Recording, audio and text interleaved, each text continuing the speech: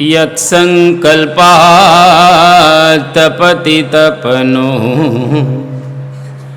વાતિ વાત સમિંધે વહ નિર્ધત્તે ધરણીરુદધી લંઘતે નૈવ વેલાં સોયં શ્રીમાન નિખિલ જગતાં અંતરાત્માવતીર્ણો ધર્મં રક્ષણ દિશતુ કુશલમ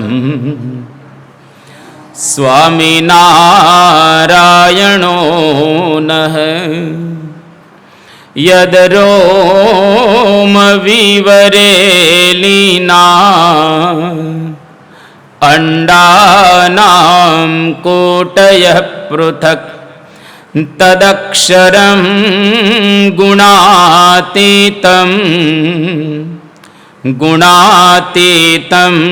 નમામ્યહં. ભગવતે શ્રી સ્વામિનારાયણાય નમો નમઃ. શ્રી અક્ષર પુરુષોત્તમાભ્યામ નમો નમઃ. શ્રી ગુણાતીતાનંદ સ્વામી મહારાજાય નમો નમઃ. શ્રી ભગતજી મહારાજાય નમો નમઃ. શ્રી શાસ્ત્રીજી મહારાજાય નમો નમઃ. શ્રી યોગીજી મહારાજાય નમો નમઃ. શ્રી પ્રમુખ સ્વામી મહારાજાય નમો નમઃ. શ્રી મહંત સ્વામી મહારાજાય નમો નમઃ.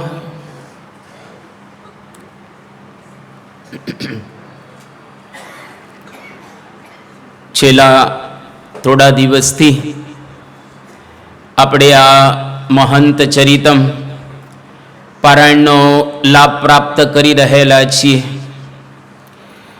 પરમ પૂજ્ય મહંત સ્વામી મહારાજનું જીવન એટલે સાગર સમાન અગાધ રહેલું છે અને આકાશ સમાન વિશાળ રહેલું છે, જેનો ઊંડાણ કે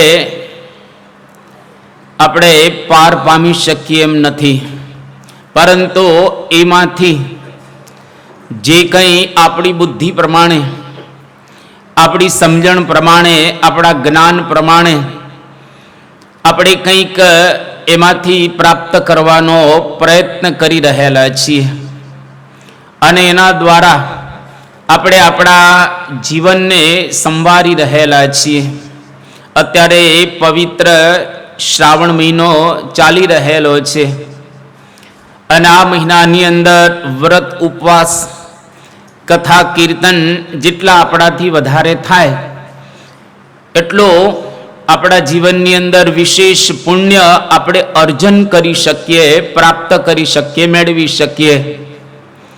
તેવા એક ભદ્ર આશયથી, શુભ ભાવનાથી આપણે આ પારાયણનો પ્રારંભ કરેલો છે. ત્યારે પરમ પૂજ્ય મહંત સ્વામી મહારાજ આપણા સુરતની અંદર જ વિરાજમાન છે અને તારીખ 25/2/2022 શનિવારનો દિવસ છે. પરમ પૂજ્ય સ્વામી બાપા કણાદની અંદર પોતે વિરાજમાન છે અને આજે પૂજ્ય આત્મ સ્વરૂપ સ્વામીએ એક પરમ પૂજ્ય સ્વામી બાપાને સુંદર પ્રસંગ કહ્યો કે અમેરિકાની અંદર એક મિનિયાપોલિસ નામના શહેરની અંદર આપણો એક યુવક જેનું નામ દર્શન શાહ એ રહેતો હતો અને એમણે એરફોર્સ જોઈન્ટ કર્યું. હવે એરફોર્સની જે કંઈ ટ્રેનિંગ હોય એ બધી જ ટ્રેનિંગ એને કમ્પ્લીટ કરી. હવે જ્યારે સ્વાભાવિક રીતે ટ્રેનિંગ પૂરી થઈ ગયા પછી એને જોઈન્ટ થવાનું હોય એટલે એ લોકોએ આ દર્શન શાહને કહ્યું કે અમારા અમેરિકાના એરફોર્સની અંદર એક નિયમ છે કે તમે તિલક ચાંદલો નહીં કરી શકો. તમે અમારા આ બધા જે કંઈ ફેક્ટર્સ કહેવાય એની અંદર પાસ થઈ ગયા છો, પણ હવે તમે નોકરી કરવાની હોય તો તિલક ચાંદલો તમારે ભૂસી અને આ કરવું પડશે. ત્યારે દર્શન એવું કહે છે કે જો હું બાળક હતો ત્યારથી હંમેશને માટે તિલક અને ચાંદલો કરું છું. કોઈ દિવસ મેં મારી જિંદગીની અંદર તિલક અને ચાંદલો છોડ્યા નથી. હું ગમે ત્યાં હોઉં પણ પૂજા અવશ્ય કરું જ. અને આ પણ થોડા દિવસો ટ્રેનિંગની અંદર એના એરફોર્સને જોઈન્ટ કરું ત્યારે પણ તિલક ચાંદલો કરતો હતો, અને અત્યારે પણ તમે મારા કપાળની અંદર તિલક ચાંદલો જોઈ શકો છો. એટલે એ નહીં બને, કારણ કે તિલક અને ચાંદલો એક મારા જીવનનો ભાગ છે. હવે આ પ્રકારે વાત કરી તો એરફોર્સ વાળાએ કહ્યું કે તમે તિલક ચાંદલો તો નહીં જ કરી શકો. એટલે આમને હવે એરફોર્સની સામે મોરચો માંડ્યો અને કહ્યું કે હું બધી જ રીતે પાસ થઈ ગયો છું અને મારે તિલક ચાંદલો કરવાનો જ છે. એટલે એ લોકોની સામે બહુ જ સારી રીતે એમણે બધી દલીલો કરી અને આપણે કહીએ કે કોર્ટે પણ ચડ્યો.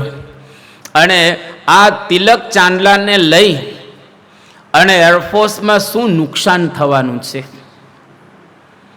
હું જે કંઈ તમારા બધા નોર્મ્સ છે એની અંદર પાસ થઈ ગયો છું.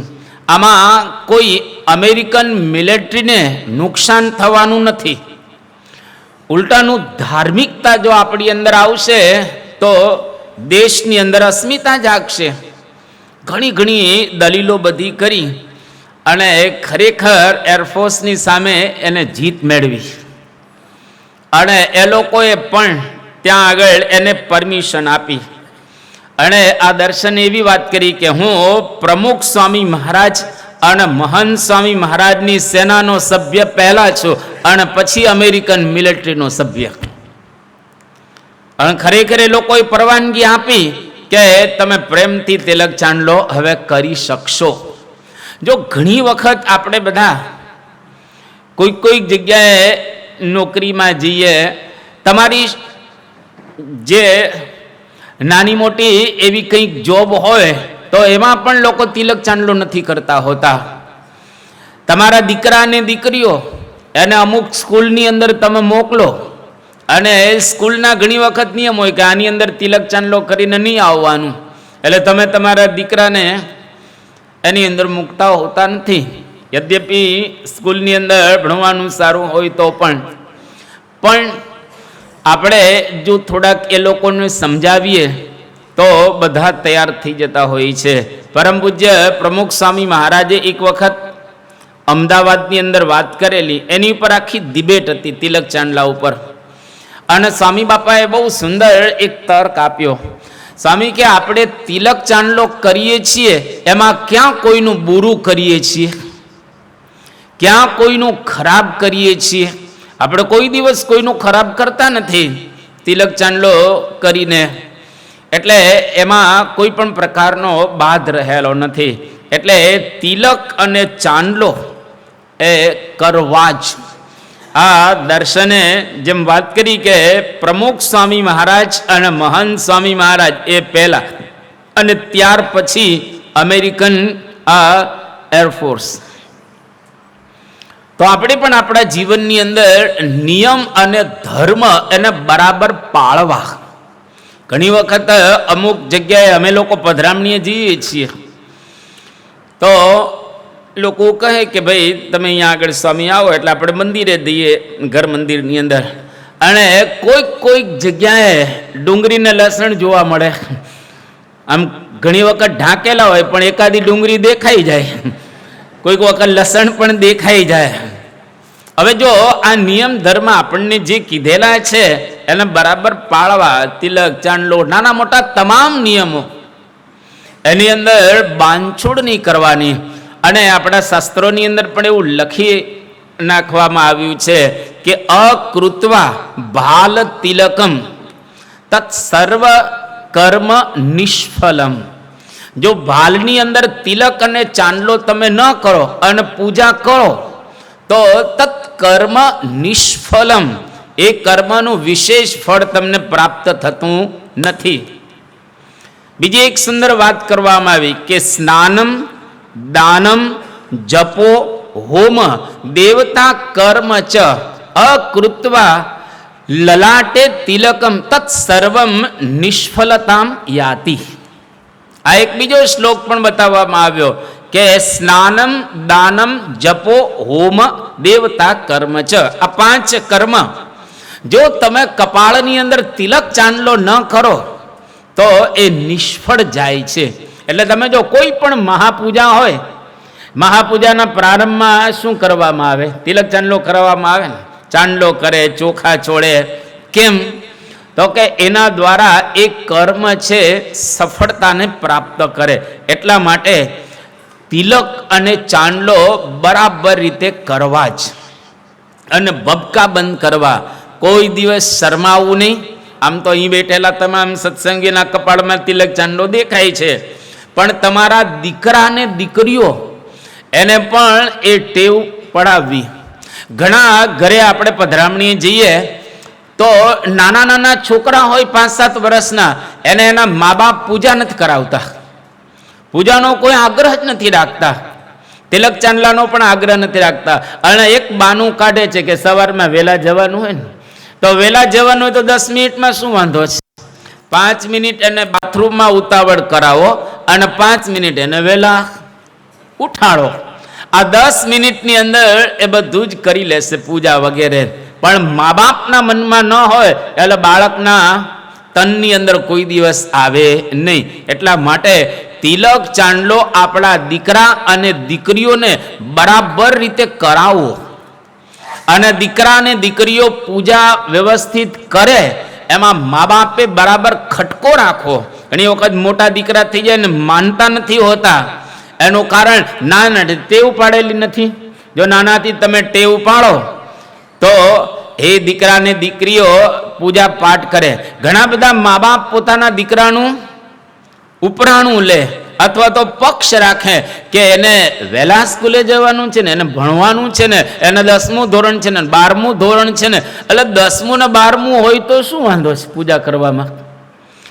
ઉલટાનો 10મા ને 12મા ધોરણમાં વધારે પૂજા કરતો હોવો જોઈએ અને વધારે સભામાં આવતો હોવો જોઈએ. કારણ કે એમાં જો વધારે પૂજા ને સભામાં આવશે તો ભગવાન એની ઉપર રાજી થશે, અને ભગવાન એની ઉપર રાજી થશે તો એના ટકા સારા આવશે.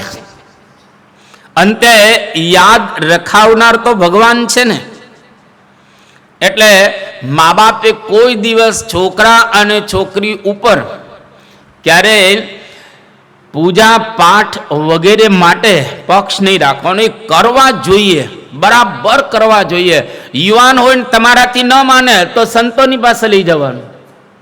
નાની દીકરીઓ હોય અને યુવાન દીકરીઓ હોય એને સંતો પાસે તો તમે લઈ જઈ શકો એમ છો નહીં. તો જે મહિલા મોટેરા હોય અને એ કંઈક સમજતા હોય વિશેષ કરીને તો એની પાસે લઈ જવા અને દીકરીઓને પૂજા વ્યવસ્થિત કરે એવો આગ્રહ રાખવો.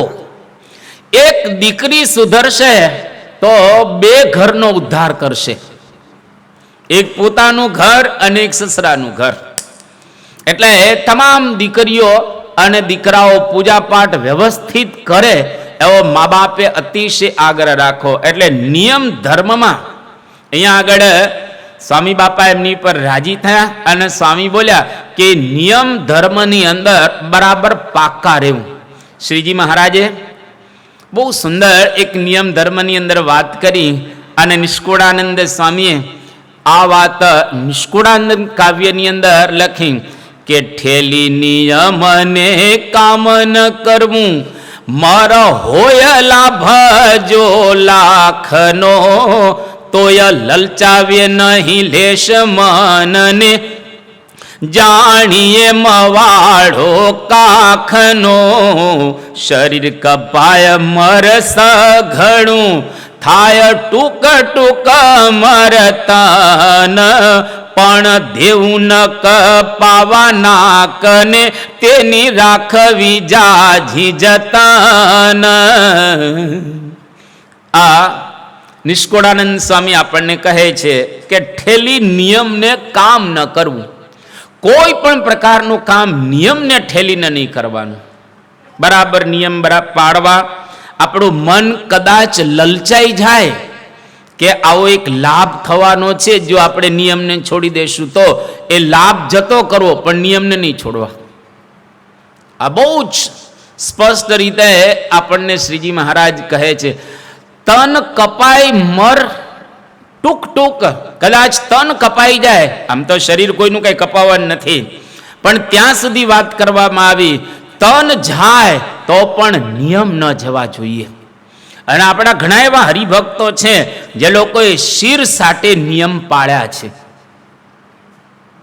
ત્યાં કેનેડાની અંદર ભગવાનભાઈ માંડવિયા, બહુ પ્રસિદ્ધ પ્રસંગ છે, હું વિસ્તાર નથી કરતો. ક્વીન એલિઝાબેથનું આમંત્રણ હતું એને પાર્ટીની અંદર, અને ભગવાનભાઈએ બહુ સ્પષ્ટ કહ્યું કે શાકાહારી મારા માટે જો વ્યવસ્થા થાય તો હું આવીશ, નહીતર નહીં આવું. ગયા, વ્યવસ્થા થઈ અને ક્વીન પણ રાજી થયા. એવા કેટલાય હરિભક્તો આવી દ્રઢતાવાળા હોય છે, એટલે એમાં બરાબર દ્રઢતા રાખવી. ભગવાન અને સંત એ પહેલા રાખવા, નિયમ ધર્મ સંપ્રદાયને પહેલા રાખવાનું, અને દીકરા દીકરીને બરાબર રીતે આની અંદર જોડવાના. દાદા દાદીઓએ આખા દિવસ ઘરે બેસીને આ ધંધો કરવા જેવો છે, બાકડે બેસીને નહીં, ઘરે બેસીને આ ધંધો કરવા જેવો છે. તમારા દીકરાને દીકરીઓ તમારું તો માને ને, અને અત્યારે કદાચ મોડર્ન થઈ ગયા હોય તો મા બાપે એને એવી રીતે સમજાવવાના, અને એવી રીતે તમે સમજાવશો તો લોકો પ્રેમથી માનશે, એમાં બિલકુલ કંઈ વાંધો નહીં આવે. તો આ પ્રમાણે સ્વામી બાપાએ બહુ સુંદર એક સદબોધ આપ્યો. તારીખ 28/2/2022 સોમવાર પરમ પૂજ્ય સ્વામી બાપા કણાદની અંદર વિરાજમાન છે, અને ત્યાં પૂજ્ય બ્રહ્મવિહારી સ્વામી, એમનો ફોન પરમ પૂજ્ય સ્વામી બાપા ઉપર આવ્યો, અને બાપાને વાત કરી કે બાપા, અત્યારે યુક્રેન અને રશિયા એનું યુદ્ધ ચાલી રહેલું છે, અને રશિયાનું જે લશ્કર, એની આર્મી એ યુક્રેન ઉપર આગળ વધી રહેલી છે આમ દિવસે દિવસે. અને ગઈકાલે રાત્રે નરેન્દ્રભાઈ મોદીનો ફોન આવેલો 12:30 વાગે મારી ઉપર, અને નરેન્દ્રભાઈ મોદીએ એવી વાત કરી કે તમારી સંસ્થા યુરોપની અંદર પણ વિસ્તારને પામેલી છે, ઘણા બધા દેશોની અંદર તમારી સંસ્થા કામ કરી રહેલી છે. તો યુક્રેનની બોર્ડર ઉપર જે આપણા વિદ્યાર્થીઓ રહેલા છે, એ વિદ્યાર્થીઓ માટે રહેવાની જમવાની વ્યવસ્થા થાય તો સારું. એટલે આ સંદર્ભની અંદર સ્વામી બાપાને બધી વાત કરી, અને બ્રહ્મવિહારી સ્વામીએ ત્યાં ઇંગ્લેન્ડની અંદર પૂજ્ય યોગ વિવેક સ્વામી રહે છે, ત્યાંના કોઠારી, એમને ફોન કર્યો કે આ પ્રમાણે વડાપ્રધાનનો ફોન આપણી ઉપર હતો, અને લોકોની એવી ઈચ્છા છે કે બોર્ડર ઉપર આપણી સંસ્થાના સ્વયંસેવકો ત્યાં આગળ જાય, અને જે વિદ્યાર્થીઓને આપણે યુક્રેનમાંથી ભારતમાં લાવવાના છે એ બોર્ડર ઉપર જમવાની વ્યવસ્થા કરે, અને કંઈક રહેવાની વ્યવસ્થા થાય તો સારું. પૂજ્ય યોગ વિવેક સ્વામીની સાથે લગભગ રાતના 2:30 વાગ્યા સુધી આ બધો ફોન ચાલ્યો, અને મીટિંગ પણ સારી રીતે થઈ. અને એની અંદર બોર્ડર ક્રોસ કરે તો વ્યવસ્થા કરવી જરા અઘરી, કારણ કે ત્યાં આગળ બહુ મુશ્કેલી, અને વાતાવરણ આખું એક ડેન્જર વાતાવરણ. હવે એની અંદર આ બધું કરવું અઘરું હતું, પરંતુ એની અંદર ત્યાં થોડાક યુવાનો તૈયાર થયા, અને પેરિસથી એક ચિરાગ નામનો યુવાન, એમના પિતાશ્રી કાલીભાઈ બહુ સંનિષ્ઠ હરિભક્ત, એની પાસે એક વેન હતી અને એની અંદર જમવાનો સામાન લઈ અને એ પણ પોતે તૈયાર થયો કે અમે જશું. એમ ધીરે ધીરે કરતાં થોડા યુવાનો તૈયાર થયા. એટલે બાપાને વાત કરી કે બાપા, બરાબર રીતે આપ આશીર્વાદ આપો જેથી કરીને આ થોડા યુવાનો તૈયાર થાય અને આપણે પીએમને સારી રીતે કહી શકીએ કે અમે વ્યવસ્થા કરી શકીશું. બાપાએ આશીર્વાદ આપ્યા અને આ પ્રમાણે બધી જ ત્યાં આગળ તૈયારી થવા લાગી. અને પછી આપણી જે સંસ્થા દ્વારા ત્યાં આગળ થોડા યુવાનો ગયા અને ધીરે ધીરે કરતાં થોડા દિવસની અંદર તો લગભગ 66 જેટલા યુવાનો ત્યાં આગળ ગોઠવાઈ ગયા. અને આપણી સંસ્થાએ બાપાના આશીર્વાદથી એક જબરજસ્ત ત્યાં કામ કર્યું.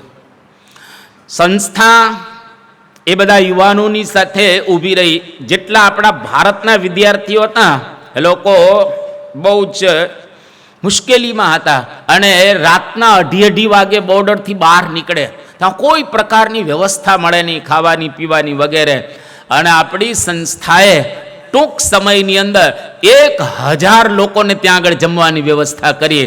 અને નરેન્દ્રભાઈ મોદી પણ બહુ ખુશ થઈ ગયા અને બાપાએ કહ્યું કે બધા હેમખેમ પાછા આવી જશે. અને આનંદની વાત કહેવાય કે ત્યાં બોર્ડર ઉપરથી તમામ વિદ્યાર્થીઓ હેમખેમ પાછા ઇન્ડિયાની અંદર એ આવી ગયા. આપણા સુરતના પણ લગભગ 27 જેટલા યુવાનો હતો એની આજુબાજુ, એ લોકો પણ બધા ત્યાં આગળ આવી ગયા. બાપાની હાજરીમાં આપણે એક પ્રસંગ પણ ત્યાં આગળ કરેલો હતો. એટલે બીએપીએસ સંસ્થા 2 એના મુદ્રાલેખ છે. એક તો જન સેવા અને બીજું પ્રભુ સેવા. આજે ઘણી સંસ્થાઓ એવી રહેલી છે, તમામ સંસ્થાઓને આપણે નમસ્કાર કરીએ કે એ લોકો એવું કહે છે કે જન સેવા એ જ પ્રભુ સેવા. એટલે કે માણસની અંદર ભગવાન રહેલા છે, એટલે માણસની સેવા કરો એટલે ભગવાનની સેવા થઈ ગઈ. જ્યારે આપણી સંસ્થા એ પ્રકારનો મુદ્રાલેખ ધરાવતી નથી. આપણે જન સેવા અને પ્રભુ સેવા. જન એટલે માણસની પણ સેવા કરવાની અને ભગવાનની પણ ભક્તિને સેવા કરવાની, 2 બરાબર જોઈએ. અને જેના જીવનમાં 2 બરાબર હોય એ ખરેખર બહુ જ સારી રીતે માણસોની સેવા પણ કરી શકે અને પોતાના વ્યક્તિગત જીવનની અંદર આગળ પણ વધી શકે. એટલે સમાજની ચોક્કસ સેવા કરવી. અને આપણી સંસ્થાએ તો જબરજસ્ત સમાજની સેવા કરી છે. અત્યાર સુધીમાં આપણી સંસ્થાએ, તમને જો સ્ટેટિસ્ટિક્સ આપવામાં આવે તો પાર નથી, પણ આપણી વેબસાઇટ ઉપરથી તમે સ્ટેટિસ્ટિક્સ મેળવી શકશો કે લગભગ અત્યાર સુધીમાં 30 થી વધારે આફતોમાં બીએપીએસ સંસ્થાએ સેવા કરેલી છે. લાખો ને કરોડો લોકોની આપણી સંસ્થાએ સેવા કરી છે અને આજે પણ સેવા કરી રહેલી છે. એટલે 2 બરાબર રીતે રાખવું, જન સેવા અને પ્રભુ સેવા. તમારી પાસે પૈસા હોય, થોડીક સગવડ હોય અને થોડીક બુદ્ધિ હોય, બળ હોય અને બાજુમાં કોઈકને જરૂર હોય તો આપવું. માણસ છે, એને ભગવાને નથી આપ્યું તો તમારી પાસે થોડુંક હોય, પહેલાં તમારા કુટુંબથી શરૂઆત કરવાની, મદદ કરવાની. પણ એટલી જ મદદ કરીએ કે જેના દ્વારા એનું જીવન છે નિર્વાહ થઈ શકે. એની આળસ પોષાય એટલી મદદ નહીં કરવાની. આળસ પોષાય એવી મદદ નહીં કરવાની, પણ એનું જીવન અટકતું હોય તો થોડુંક સંકોરી આપવું. આ જન સેવા. અને બીજી ભગવાનની સેવા. આ 2 બરાબર રીતે આપણે રાખવા. અને ત્યાં આગળ સેવાની સરવાણી એ યુક્રેનની અંદર શરૂ થાય છે. લગભગ થોડા દિવસની અંદર 11 દેશોમાંથી બધા જેમ જેમ ખબર પડી કે બાપાની ઈચ્છા છે ચાલો આપણે સેવા કરવા માટે જઈએ, એટલે 11 દેશમાંથી 66 જેટલા યુવકો ત્યાં આગળ આવી ગયા અને અદ્ભુત રીતે ત્યાં આગળ બધાએ સેવા કરી. કોઈક વખત આપણા જે યુવાનો હતા 3 થી 4 દિવસ સુધી એ લોકો સૂતા નથી અને સતત સેવા કર્યા રાખ્યા. અને ત્યાં આગળ લગભગ 6 જેટલા મહિલાઓ એ પણ સેવાની અંદર ગોઠવાઈ છે. એક નિસ્વાર્થ ભાવનાથી, બાપાને કેવળ રાજી કરવાથી. તમે જો, જ્યારે મોરબીની અંદર પૂર આવ્યું ત્યારે પરમ પૂજ્ય પ્રમુખ સ્વામી મહારાજ એ રેડિયો સ્ટેશન ઉપર જઈ અને ત્યાં કહે છે, યુવાનોને, હરિભક્તોને અપીલ કરે છે કે જે લોકો જવા માટે ઈચ્છતા હોય તમામ લોકો મોરબી પહોંચી જાય. અને બીજા દિવસે 1500 લોકો પહોંચી ગયેલા, મળદા ઉપાડતા હતા. હવે ઘણી વખત એવું બને કે જે બહેનોએ ચેન પહેરેલા હોય, કોઈ વીંટીઓ પહેરેલી હોય, કોઈ વળી પાછી ઘડિયાળો સારી પહેરેલી હોય, કોઈ સોનાની પહોંચીઓ પહેરેલી હોય, આપણા એક પણ યુવાને એક પણ વસ્તુ લીધેલી નથી. ઘણા લોકો ત્યાં મળદા ઉપરથી ચોરી કરતા હતા, પણ આપણા યુવાનો બહુ જ વ્યવસ્થિત રહે. બાપા અતિશય રાજી થયા. અને ગુજરાતના તત્કાલીન જે ચીફ મિનિસ્ટર હતા બાપભાઈ જસભાઈ પટેલ, એ સંસ્થાના યુવાનો ઉપર ઓવારી ગયા હતા કે આ લોકોને કેવા સુંદર સંસ્કારો આપવામાં આવેલા છે. તો અહીંયા આગળ પણ બધા યુક્રેનની અંદર સારી સેવા કરે છે. એક વિદ્યાર્થી તો એવો હતો કે એને આપણા સ્વયંસેવકોની સેવા જોઈ અને ઘરે આવવાને બદલે સેવામાં ગોઠવાઈ ગયો ત્યાં આગળ કે મારે પણ બધાની સેવા કરવી છે. એટલે પરમ પૂજ્ય સ્વામીશ્રીના એક આશીર્વાદથી, એમની કૃપાથી અત્યારે આપણી સંસ્થાની અંદર બધી પ્રવૃત્તિઓ ચાલે છે. આપણે 162 પ્રવૃત્તિઓ કરીએ છીએ. તમામ પ્રવૃત્તિઓની અંદર અધ્યાત્મ પહેલા અને જનસેવા એની સાથે. એટલે આ બધું જ કરીએ છીએ આપણે. એટલા માટે આપણે સમાજમાં રહીએ છીએ, એટલે સમાજના લોકો આપણને કંઈક ને કંઈક આપે છે અને એના દ્વારા પાછું આપણે સમાજને આપીએ છીએ. તમને આશ્ચર્ય લાગશે, હું એકાદા 2 પ્રસંગ કહું તમને, કે જ્યારે ભુજની અંદર ભૂકંપ થયો એ વખતે કેનેડાની ગવર્મેન્ટ એમને પૈસા આપવાના હતા અને નક્કી કરેલું કે આટલા પૈસા આપવા છે આપણે ભૂકંપની અંદર. તો કઈ સંસ્થાને આપવા, એને એની રીતે અભ્યાસ કર્યો હશે બધી સંસ્થાઓનો, અને એને લાગ્યું કે આપણે BAPS સંસ્થાને આપીએ. અને લોકોએ BAPS સંસ્થાને કહેતા આપણી સંસ્થાને પૈસા આપ્યા. અને આપણી સંસ્થાએ એના જે પૈસા હતા એનો ઉપયોગ કર્યો વ્યવસ્થિત રીતે કોલોની બાંધવામાં, અને એનો હિસાબ કેનેડિયન ગવર્મેન્ટને આપ્યો કે તમે આટલા પૈસા આપ્યા અને તમારા પૈસા અમે આ વસ્તુ અને આ કોલોની બાંધવા માટે વાપર્યા છે. અને હિસાબ જોઈને એ લોકો દંગ રહી ગયા, અને એવા દંગ રહી ગયા કે આ કેટલી અદ્ભુત સંસ્થા છે, એક પૈસાનો પણ બગાડ નથી કરતી અને અમને બરાબર રીતે હિસાબ આપ્યો. તો આપણી સંસ્થા આવું એક અદ્ભુત કામ કરે છે. ગુજરાતના ચેરિટી કમિશનર જે બધા ટ્રસ્ટોનું એ ઓડિટિંગ કરે, અને ચેરિટી કમિશનરે એવો રિપોર્ટ આપ્યો કે ગુજરાતની અંદર એ વખતે 1.25 લાખ ટ્રસ્ટ હતા. અત્યારે મને ખ્યાલ નથી, ઘણો મોટો આંકડો થઈ ગયો હશે અત્યારે. તો ચેરિટી કમિશનરે એવો રિપોર્ટ આપ્યો કે ગુજરાતના 1.25 લાખ ટ્રસ્ટમાં જો આપણે પહેલો નંબર આપવો હોય તો BAPS સંસ્થાને પહેલો નંબર આપીએ. એટલે શુદ્ધ રીતે આપણી સંસ્થા, આપણું ટ્રસ્ટ અને આપણું આ ઓર્ગેનાઇઝેશન કહીએ એ બરાબર દેશ અને વિદેશની અંદર ચાલી રહેલું છે. કારણ કે નિસ્વાર્થ ભાવે પૂજ્ય સંતો એની સાર સંભાળ રાખી રહેલા છે, એનો કોઈ સ્વાર્થ નથી. અને પરમ પૂજ્ય સ્વામીશ્રીના આદેશ પ્રમાણે આ બધું જ વ્યવસ્થિત ચાલી રહેલું છે. તો અહીંયા આગળ પરમ પૂજ્ય સ્વામીશ્રીએ આ પ્રકારે એક અનુરોધ કર્યો અને ખૂબ સુંદર યુક્રેનમાંથી વિદ્યાર્થીઓ ભારતની અંદર આવ્યા. તમામ મા બાપોએ સંસ્થાનો ખૂબ આભાર માન્યો, પરમ પૂજ્ય મહંત સ્વામી મહારાજનો આભાર માન્યો, અને જેટલા સ્વયંસેવકો એની અંદર જોડાયેલા હતા તમામ સ્વયંસેવકોનો આભાર માન્યો કે આ સંસ્થાએ અદ્ભુત અમારા દીકરાઓનું રક્ષણ કર્યું અને એ લોકોને જે કંઈ જરૂરિયાત હતી એનું પોષણ કર્યું. પરમ પૂજ્ય સ્વામી બાપા તારીખ 6/3/2022 રવિવારનો દિવસ છે. કણાદની અંદર સ્વામી બાપા વિરાજમાન છે.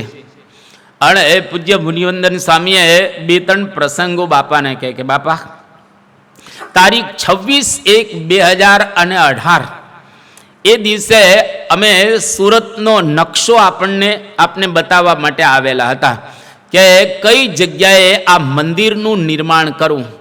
અને આપે જે જગ્યાએ આંગળી મૂકેલી હતી એ જગ્યાએ જ અત્યારે અક્ષરધામ છે એ બંધાઈ રહેલું છે. અને એ જગ્યા મેળવવા માટે બહુ જ પુરુષાર્થ કરવો પડ્યો હતો, મહેનત કરવી પડી હતી, તકલીફ પણ પડેલી હતી. પણ આપના આશીર્વાદથી અને આપની કૃપાથી એ જગ્યા આપણને મળી ગઈ અને એની ઉપર અત્યારે અક્ષરધામ બંધાઈ રહેલું છે.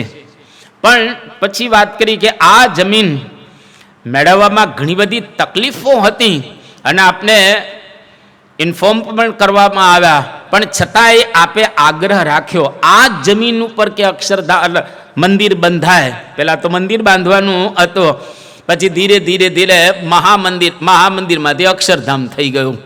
કે આ જમીનનો કેમ તમે આગ્રહ રાખ્યો? ત્યારે સ્વામી બાપાએ બહુ સરસ વાત કરી કે જ્યારથી આ પૃથ્વીનું સર્જન થયું છે ત્યારથી આ જમીન અક્ષર પુરુષોત્તમ મહારાજને બેસવા માટે આરક્ષિત રહેલી છે. હવે જો મોટા પુરુષ આ બધું જાણી શકે, એને પૂર્વ અને પરનું બધું જ દેખાય. જેમ દિલ્હીની અંદર અક્ષરધામ બંધાય એ પરમ પૂજ્ય પ્રમુખ સ્વામી મહારાજનો સંકલ્પ, પણ યોગી બાપા એવો સંકલ્પ કરીને ગયા હતા કે જમુનાને કાંઠે આપણે મંદિર બાંધવું છે અને લગભગ 31 વર્ષ સુધી આપણે પ્રયત્ન કરો અને એના પરિપાક રૂપે જમીન મળી અને ત્યાં આગળ અક્ષરધામ બંધાણું. જો મોટા પુરુષ સર્વજ્ઞ હોય છે, આપણને એમ ઘણી વખત નાનું કહેતા હોય પણ આપણને ક્યારેક મનાય ક્યારેક ન મનાય એવું પણ બનતું હોય છે. એટલે મહંત સ્વામી મહારાજ અને પરમ પૂજ્ય પ્રમુખ સ્વામી મહારાજ જે કંઈ બોલે એ તમામ વસ્તુઓ ફળીભૂત થાય જ.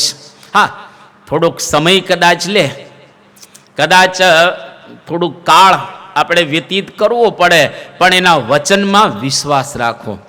જેમ દેવાનંદ સ્વામી કહ્યું કે વચનમાં વિશ્વાસ રાખી ભજનમાં ભળી, પૂરવ કેરા પાપ તારા તો જશે બળી, હરિ વિના હિતકારી બીજું કોઈ તારું નથી. કે પૂરવના પાપ બાળવા હોય અથવા તો આ લોકની અંદર કામ કરવા હોય, વચનમાં વિશ્વાસ રાખવો. એક વખત બાપાને તમે કાગળ લખ્યો અથવા બાપાને કંઈક પૂછાવ્યું, પછી શંકા નહીં કરવાની વાળી કે થશે કે નહીં, થશે કે નહીં, થશે. અને ન થાય તો સમજવું કે એની ઈચ્છા નથી. ન કદાચ થાય તો સમજવો કે આપણા ભાગ્યમાં નથી અથવા તો એની ઈચ્છા રહેલી નથી. બાકી બાપા જે કંઈ કહે એ થાય જ.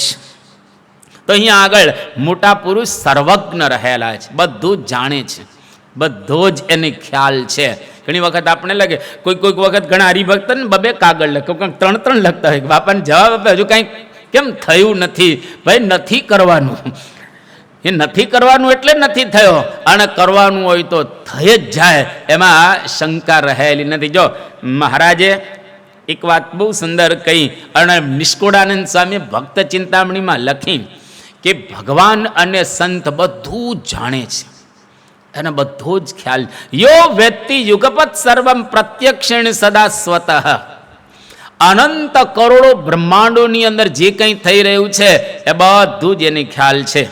ભક્ત ચિંતામણી નિષ્કુળાનંદ સ્વામી એવું કહે છે, નથી કોઈ મુજથી અકળ,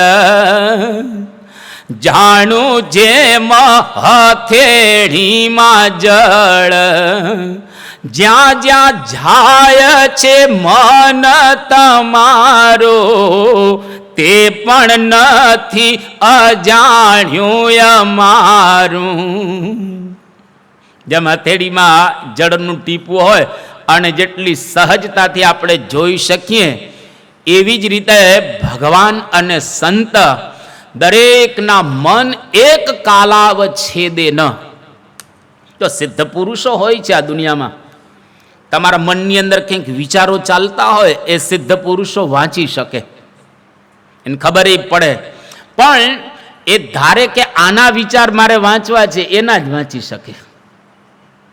અને ભગવાન અને ગુણાતીત સંત એક કાળે એક જ સમયે, અત્યારે આપણે લગભગ 1000 જેટલા બેઠેલા છીએ, આખો હોલ ફૂલ થઈ ગયો છે અને બહાર નીકળી ગયો છે. આપણે બધા જ એક સાથે અહીંયા આગળ બેઠેલા છીએ.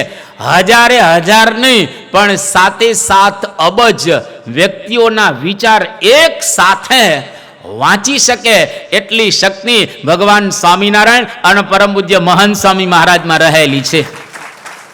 બધાના વિચારો એક સાથે વાંચી શકે.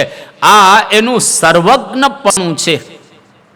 એટલે એ મોટા પુરુષ રહેલા છે, એને ભગવાન રાખ્યા છે. એટલે એ જે કંઈ કહેતા હશે અથવા તો કરતા હશે, માર્ગદર્શન આપતા હશે, એ ભગવાનને સંભાળીને માર્ગદર્શન આપે. અને એ પ્રમાણે જો આપણે કરીએ તો ખરેખર આપણને ફાયદો ચોક્કસ થાય. એટલે નિષ્કુળાનંદ કાવ્યની અંદર નિષ્કુળાનંદ સ્વામી એવું લખે છે કે અંતર જામી સ્વામી સૌમાં રહી દેખે છે મારા દલની, શું હું સંતાડું સંકલ્પને એ જાણે છે પડ પડની. કે આપણા તમામ સંકલ્પો પડે પડે આપણે શું કરીએ છીએ એ તમામ વસ્તુ જાણી રહેલા છે. ગુણાતીતાનંદ સ્વામી પોતાની વાતમાં એક સરસ વાત લખી. જો ભગવાન અને સંતને આપણે અંતર્યામી જાણીએ તો ભૂંડું આચરણ તો શું, ભૂંડો સંકલ્પ ન થાય. આપણે જ્યારે એકલા હોઈએ, આપણને કોઈ જોતું ન હોય, અને એ વખતે આપણે એવો વિચાર કરવાનો કે મને ભગવાન સ્વામિનારાયણ અને મહંત સ્વામી મહારાજ તો જોઈ રહ્યા જ છે.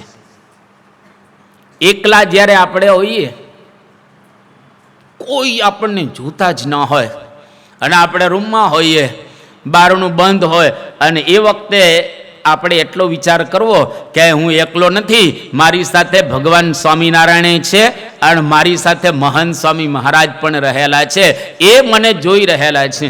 એક વખત એક ગુરુજીએ બધા વિદ્યાર્થીઓની પરીક્ષા કરી અને કહ્યું એક એક સફરજન દરેકને આપ્યું અને કહ્યું કે તમને કોઈ ન જુએ ને ત્યાં આગળ સફરજન જમીન પાછા આવી જાઓ, અને જે વહેલો આવશે ને એ પહેલો, જે વહેલો આવશે એ પહેલો નંબર. એટલે બધા તો હવે આમાં તો ફટાફટ બધા જવા માંડ્યા. જેને જ્યાં ભાડ્યું ત્યાં આગળ ગયા ને જોયે કે કોઈ જોતું ને ફટાફટ સફરજન ખાઈને આવી ગયા. બધા જ એક છોકરો આવ્યો જ નહીં. એ બધી જગ્યાએ જાય, સફરજન લઈને પાછો આવ્યો. ગુરુજી કે તને કોઈ એવી જગ્યા ન મળી કે તું આ સફરજન પાછું લઈને આવ્યો? કે જગ્યા તો કેટલી મળેલી હતી, જગ્યા તો મને કેટલી મળેલી હતી, પણ આપે એવું કીધેલું ને કે આપણે જ્યાં હોઈએ ત્યાં ભગવાન આપણને જોતા હોય છે. અને તમે એવું કીધેલું કે કોઈ ન જુએ એવી જગ્યાએ સફરજન ખાઈને આવવાનું, તો ભગવાન તો આપણને બધી જગ્યાએ જોતા હોય. એટલે મને એવી કોઈ જગ્યા ન મળી કે જ્યાં આગળ કોઈ આપણને જોતા ન હોય, એટલે હું સફરજન પાછું લઈને આવ્યો. તારા બધા વિદ્યાર્થીઓને આનો પહેલો નંબર, આ વિદ્યાર્થીનો પહેલો નંબર રહેલો છે. આ લેસન બરાબર ભણ્યો.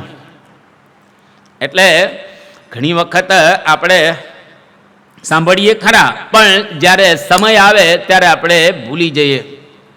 જેમ ધર્મમ ચર, બે અક્ષર કહેવાય ને, બે શબ્દ કહેવાય. અને આ પ્રકારનો પાઠ દ્રોણાચાર્ય બધાને આપતા હતા, પાંડવોને, ધર્મમ ચર. અને બધા ફટાફટ પાઠ લઈને પાછા આવી ગયા. યુધિષ્ઠિર એને વાર લાગી કે ધર્મમ ચર, આપણે તો ધર્મનું આચરણ બરાબર ન થાય ત્યાં સુધી આ કંઠસ્થ થયેલો પાઠ ન કહેવાય.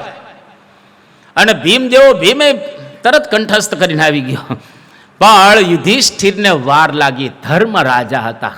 એટલે આપણા જીવનની અંદર જ્યારે આત્મસાત કરીએ એ ગુણોને, ત્યારે સમજો કે ભગવાન અને સંત એમને આપેલા નિયમ પ્રમાણે આપણે વર્તી રહેલા છીએ, એટલે આપણા વર્તનમાં આવે.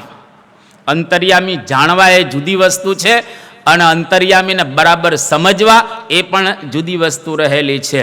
અત્યારે આપણે સાધના કરીએ છીએ. આ કોઈ સવારની કથા અહીંયા આગળ આપણે શરૂઆત કરી દીધી છે એવું નથી, કે શ્રાવણ મહિનો આવેલ શરૂઆત કરી દીધી એવું નથી. આ મહિનો સાધના કરીશું આપણે, અને થોડોક તપાસ કરવાનો, દરરોજ તપાસ કરીએ કે આપણા જીવનની અંદર કેટલું આપણે વર્તી રહ્યા છીએ. અને તપાસ જો આપણે કરીશું તો ખરેખર આપણને એવો અહેસાસ કે અનુભવ પ્રાપ્ત થશે કે આપણે થોડાક આગળ વધી રહેલા છીએ. તારીખ 28/3/2022 મંગળવાર કણાદની અંદર પરમ પૂજ્ય સ્વામી બાપા વિરાજમાન છે. અને આજની એક વિશિષ્ટ સભા હતી, જેની અંદર 411 સત્સંગીઓ હતા.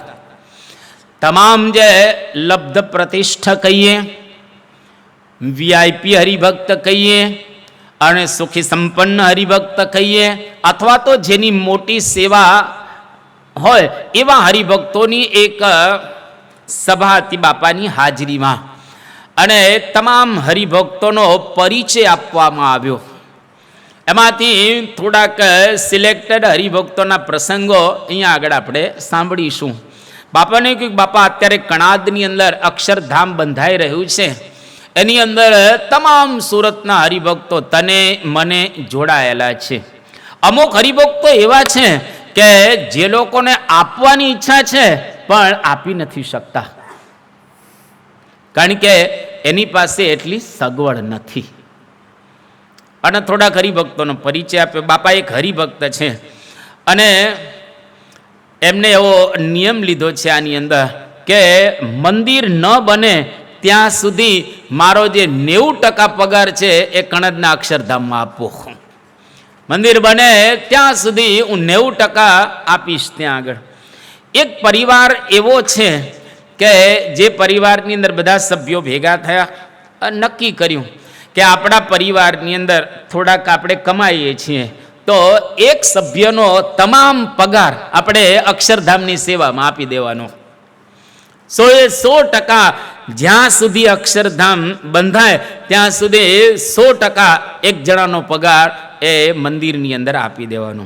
એક સંનિષ્ઠ હરિભક્ત જેની ફેક્ટરી બળી ગઈ હતી, તમામ બળી, બહુ મોટું નુકસાન એની અંદર થયેલું હતું, અતિશય નુકસાન. અને છતાં પણ એમણે પરમ પૂજ્ય સ્વામી બાપાને કહ્યું કે બાપા ચિંતા ન કરો, ફેક્ટરી તો બળી જાય પણ મારે સેવા કરવી છે, મોટી સેવા કરી એ બીજા કોઈની. અને ડીપી પટેલ આપણે એનાથી સારા પરિચિત છે કે બાપા ફેક્ટરી બળી ગઈ છે પણ મારે સેવા કરે, અને સેવા એને કરી. આવા મોટા હરિભક્તો તો છે જ, પરંતુ એક હરિભક્ત સામાન્ય, એક મહિલા જે દાંતણ વેચવાનો ધંધો કરતા હતા બિચારા, અને એને સંકલ્પ કરો કે મારે 25,000 રૂપિયાની સેવા કરવી છે. અને ધીરે ધીરે કરતા એમણે 25,000 રૂપિયા આપી પણ દીધા. પછી એને સંકલ્પ થયો કે મારે 1,00,000 રૂપિયાની સેવા કરવી છે. હવે દાંતણ વેચતા વેચતા 1,00,000 રૂપિયા એમાંથી કાઢવા અને એ સેવા કરવી એ ખરેખર અઘરી રહેલી છે. પણ ધીરે ધીરે એ મહિલા સેવા કરી રહેલા છે.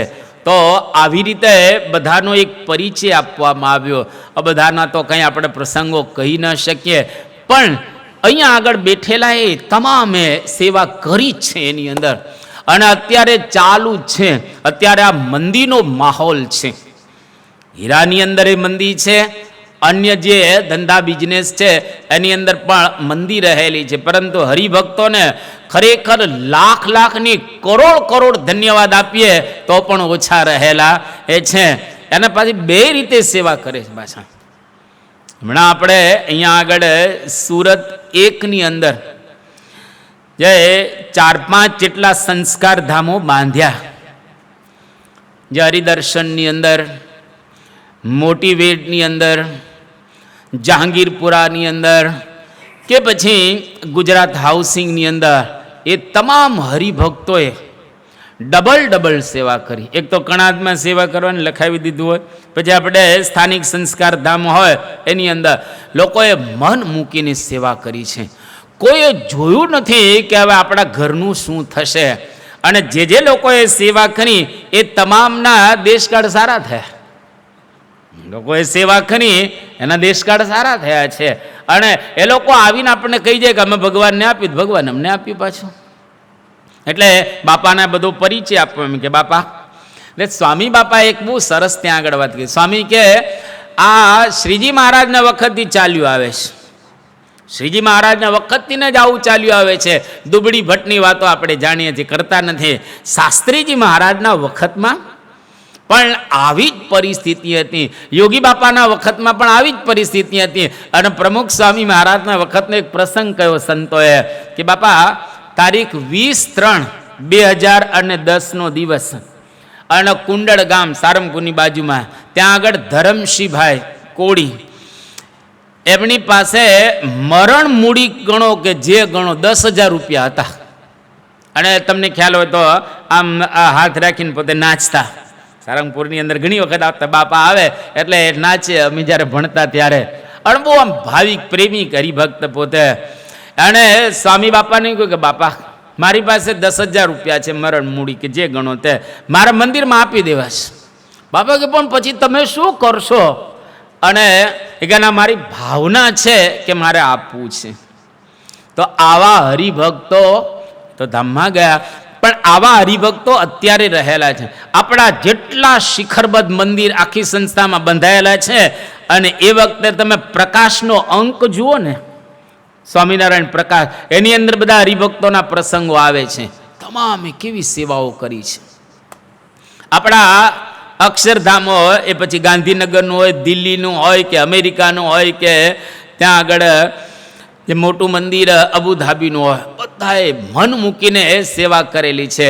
એટલે ઘણી વખત લોકોને એવું લાગે છે કે આ લોકોની પાસે પૈસા ખૂબ છે, આ લોકોની આપણી પાસે પૈસા નથી, પણ હરિભક્તોનો પ્રેમ અને હરિભક્તોની સમર્પણ ભાવના છે. એને લઈ અને આજે આપણી આ સંસ્થાની અંદર કાર્ય થઈ રહેલું છે.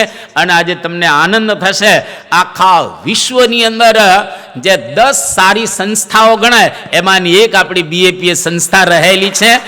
અને વર્લ્ડ લેવલે આપણું એક અદ્ભુત કામ થઈ રહેલું છે. આજે તમે જુઓ આપણી સંસ્થાની અંદર આવા એક સરસ કામ થઈ રહ્યા, એ આપણા બધાના એક સમર્પણ ભાવથી થાય છે.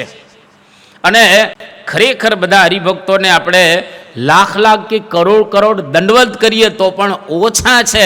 કારણ કે બધા હરિભક્તો તને મને ધને ખૂબ ઘસાય છે. અને જ્યાં હોય ત્યાં સેવાની વાતો બધા કરતા જ હોય છે. પારણ થાય તો કે સેવા કરો, ફલાણું કોઈ આયોજન હોય તો કે સેવા કરો, આ હોય તો કે સેવા કરો, સંસ્કાર ધામ થાય સેવા કરો. હરિભક્ત કોઈ કંટાળતા નથી અને બાપાએ તમને આપવા કંટાળતા નથી. એટલે બાપાએ પણ કંટાળતા નથી, આપ્યા જ રાખશે. તો અહીંયા આગળ આ બધાનો આ પ્રસંગ બાપા ખૂબ રાજી થયા. અને સ્વામી બાપાએ બધાની શ્રદ્ધાને ખરેખર એ ધન્યવાદ રહેલા છે. અહીંયા આગળ પરમ પૂજ્ય સ્વામી બાપા વિરાજમાન છે કણાદની અંદર. તારીખ 28-3-2022 એ દિવસ. એમાં એક પ્રસંગ બન્યો. સ્વામી બાપા ત્યાં આગળ હતા. એક હરિભક્ત જેની ઉંમર 62 વર્ષની અને જાદવભાઈ મિયાણી. હવે મેં હરિભક્તને જોયા નથી, જાદવભાઈ મિયાણીને આપણે સુરતના જ છે. એને મોઢાનું કેન્સર થયેલું. હવે એને માનતા રાખેલી કે જો મારું મોઢાનું કેન્સર મટી જાય તો હું પરમ પૂજ્ય મહંત સ્વામી મહારાજ છે એનો જે ઉતારો છે એ ઉતારાને મારે પ્રદક્ષિણા કરવી છે 108. એ મટી જાય તો. અને બાપાના આશીર્વાદથી એ મોઢાનું કેન્સર એની તપાસ પણ કરાવવામાં આવી. અને ખરેખર બાપાની દયા કૃપાથી એ મોઢાનું કેન્સર મટી ગયું. અને હવે એને પાછી ભાંગેલી તબિયત, માન ચાલી શકાય. હવે એમાં આ પ્રદક્ષિણા કરવાની અને બાપાનું ઉતારણ કરવાનું. હવે એ વખતે ઉબડ ખાબડ જમીન. હવે ઉતારો કેટલો મોટો, એની પ્રદક્ષિણા પૂરી કરવી જરા અઘરી પડે આ મોટી ઉંમરે. પણ હવે એને આ પ્રકારની એક માનતા રાખેલી, અને પછી એના મનોમન વિચાર કરે છે કે બાપાના પછી મને દર્શન થાય. હવે તો અઘરું છે. અને સવારના પોરમાં એને પ્રારંભ કર્યો પ્રદક્ષિણાનો. ધીરે ધીરે બિચારા લાકડી લઈને પ્રદક્ષિણા એ કરે છે. સાંજનો સમય થયો એટલે બધી પ્રદક્ષિણાઓ પૂરી થઈ. અને પછી મેં ત્યાં આગળ બેઠા, અને ત્યાં આગળ પૂજ્ય વિવેક દર્શન સ્વામી હતા. એમને પૂછ્યું કે અત્યારે બાપાના દર્શન થયા? અત્યારે સાંજે કોઈ દિવસ બાપા આવતા જ નથી. બાપા સવારે દર્શન થઈ જાય પછી બીજા દિવસે સવાર, બાપા કોઈ દિવસ પછી ઉતારેથી બહાર નીકળતા નથી. કોઈ હરિભક્તોને દર્શન ત્યાં આગળ થતા નથી. એટલે કે અત્યારે હવે બાપા નહીં આવે એવી વાત કરી સંતે. પણ હવે આની શ્રદ્ધા એવી જબરજસ્ત હતી તો બેઠા રહ્યા કે બાપા દર્શન ચોક્કસ આપશે. હવે એ વખતે બન્યું શું, કોઈ દિવસ નહીં, અને બાપાએ સેવકોને કહ્યું ચાલો આપણે આજે બહાર જઈએ થોડા. એટલે બહાર, અને સ્વામી બાપા હવે પેલા હરિભક્ત આ જાદવભાઈ મિયાણી બેઠા છે, વયોવૃદ્ધ, લાકડી લઈને બેઠા હતા. અને બાપા સેવકનું કાંડું પકડી અને બહાર નીકળ્યા. અને જાદવભાઈને ત્યાં આગળ 5-7 મિનિટમાં દર્શન થઈ ગયા. ત્યાં આગળ એટલા ખુશ થઈ ગયા પોતે કે મારી શ્રદ્ધાને પરમ પૂજ્ય મહંત સ્વામી મહારાજે સંકોરી દીધી. અને બહુ રાજી થઈ ગયા. બાપા એને દર્શન આપ્યા. પછી બાપાને પૂછે છે કે બાપા અત્યારે તમે આ હરિભક્તને દર્શન આપવા માટે, એની ભાવનાનું પોષણ કરવા માટે અંતર્યામી પણ બહાર આવ્યા ને? સાંઈ કે હા. હવે જો આની ઉપરથી આપણને ખબર પડે કે સ્વામી બાપા આપણા તમામ સંકલ્પો જાણે છે. આપણા મનની અંદર જે કંઈ સંકલ્પ શુભ કરીએ એ સ્વામી બાપા જાણે અને એનું પોષણ પણ કરે. એટલે સ્વામી બાપા એવા અંતર્યામી પુરુષ છે અને ભગવાનને રાખેલા પુરુષ છે. એટલે તમામ હરિભક્તોની ભાવનાને પરિપુષ્ટ કરતા હોય છે. ભગવાનનો અને સંતનો આ વિશિષ્ટ ગુણ રહેલો છે. એક વખત જેતલપુરની અંદર મહોલ છે, એટલે કે પેલા જે ગણિકા હતા એના મહોલની અંદર કેટલા મોટું મકાન, એટલે હવેલી આપણે કહીએ, એની અંદર મહારાજનો ઉતારો હતો અને બારસના પારણા હતા. અને એ વખતે બધા હરિભક્તો પોતપોતાની રીતે રસોઈ આપે મહારાજ. અને સારા સોનાના ચાંદીના થાળની અંદર મહારાજને માટે ત્યાં આગળ બધા મેવા મીઠાઈ લઈ આવતા હતા. અને એની અંદર પ્રસિદ્ધ પ્રસંગ કે કોળી હરિભક્ત જીવણભાઈ એ દરરોજ થાળ લઈ આવે. પણ હવે એ જે થાળ લઈ આવતા હતા એમાં સામાન્ય બધું, અને ઉપર જે કપડું ઢાંકેલું હતું ને થાળી ઉપર, એ મસોતા જેવું કપડું, એટલે બરાબર સારું કપડું નહીં. અને એની ભાવના કે મારો થાળ ભગવાન, આજે બારસના પારણા છે એટલે જમે. હવે આવી ભાવનાથી લઈ આવેલા હતા. હવે એનો થાળ જોઈએ ને તો બધા અહીંની દૂર દૂર, એક તો કપડાં એવા, અને આ થાળ હવે બીજાના સોનાના ચાંદીના થાળ આ જુએ એટલે એ બધાને ત્યાં આગળ કરે. અને આને જીવણભાઈને કોઈ ત્યાં આગળ જવા ન દે. હવે મહારાજે જોયા ને, મહારાજ બોલો કहीं આવો, હું તને થાળ લેવ. મહારાજ જ જેને બોલાવે પછી કોણ રોકે? કોઈ પછી રોકવાનું તો આવે નહીં. અને મહારાજની પાસે આવ્યા. મસોતા જેવું જે કપડું હતું થાળની ઉપરથી મઠનો કાચો પાકો રોટલો હતો. આશ્ચર્યની વાત તો એ છે, એની ભાવના તમે જો 18 દિવસથી દરરોજ લઈને આવતા હતા. આજે જ લઈને આવે આવું નથી, 18 દિવસથી દરરોજ લઈને આવતા હતા. કોઈ એને જવા જ નહોતા દેતા નજીક. અને આજે શ્રીજી મહારાજે એને બોલાવ્યા અને મહારાજ ત્યાં આગળ એનો રોટલો જમવા માંડી ગયા. બ્રહ્માનંદ સ્વામી વિચાર કરે છે કે હવે મહારાજ તો ભાવના ભૂખ્યા છે ને, એનો ભાવ જબરજસ્ત છે. આખો મઠનો રોટલો જો જમી જાય મહારાજની પેટમાં દુખશે, મહારાજની પેટમાં દુખશે. એટલે બ્રહ્માનંદ સ્વામી કહ્યું કે મહારાજ, જાહેરમાં કોઈ પણ વસ્તુ આપણે જમીએ ને તો એકલા ન જમાય. એકલા ખાય એને ગાલ પચોડિયા થાય. જાહેરમાં કોઈ દિવસ વસ્તુ એકલા જમાય નહીં. અને અત્યારે તમે જાહેરમાં જમી રહ્યા છો, માટે અમને પણ પ્રસાદી આપો એમ કરીને અડધો લઈ લીધો. એટલે અડધો રોટલો પછી બધા સંતોને હરિભક્તોએ એ જમ્યો.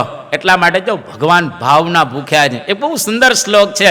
ન કાષ્ઠે વિદ્યતે દેવો ન પાષાણે ન મૃન્મય ભાવે હિ વિદ્યતે દેવો તસ્માત ભાવો હિ કારણમ.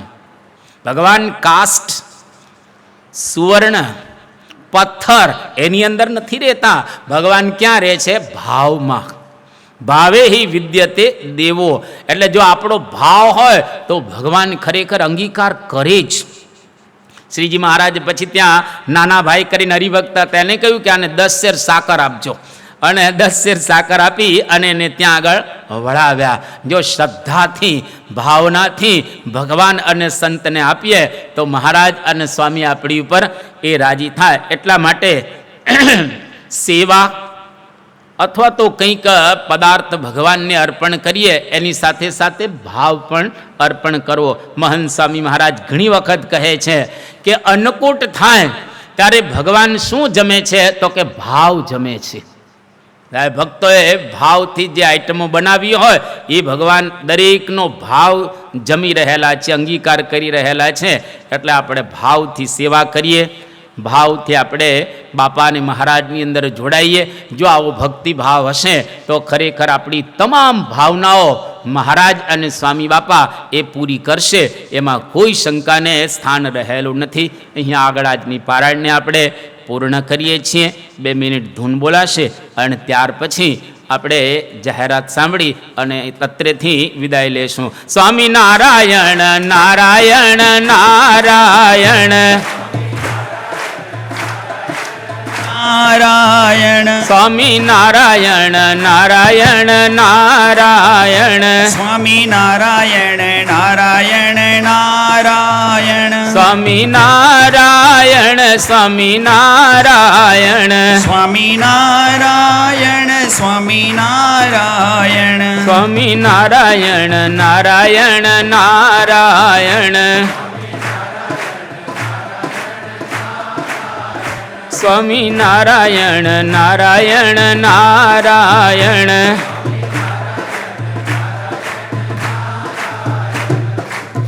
શ્રી સ્વામિનારાયણ ભગવાનની જય. મહંત ચરિત્રમ પારાયણ